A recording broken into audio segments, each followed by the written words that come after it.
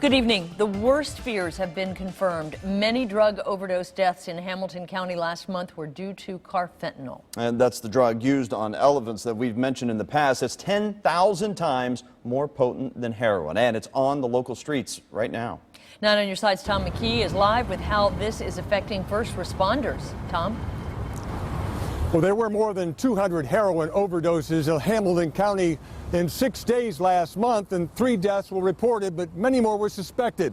It was thought that carfentanil was to blame, but it wasn't until this past Tuesday that the Hamilton County Coroner's Office got a sample of that drug for testing that their suspicions were confirmed.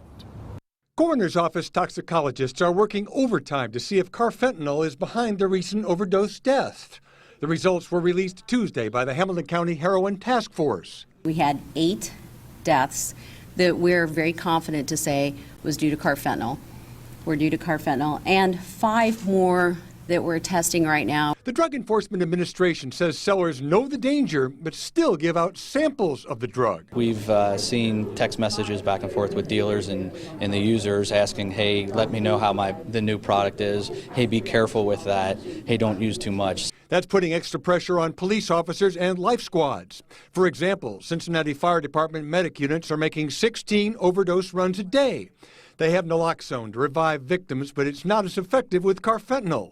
Fire Chief Richard Braun told a council committee one run stands out in his mind. The family had Narcan, gave him both doses they had, didn't do a thing. We had to give him 4 on top of their 2 to bring the person back. At one point on Cincinnati's west side, there were 20 police officers on the street with 14 tied up on overdoses. But until we make some impact on those that suffer from this addiction, we continue to see the same problem.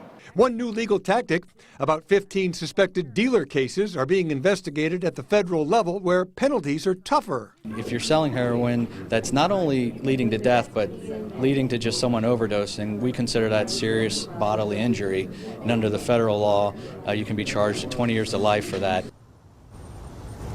Well, local, state, and federal officials are using every resource they can get their hands on to try to solve this particular problem. That includes a meeting just this afternoon between the Cincinnati Police Department and the Ohio Department of Public Safety to talk about things that perhaps they haven't considered before.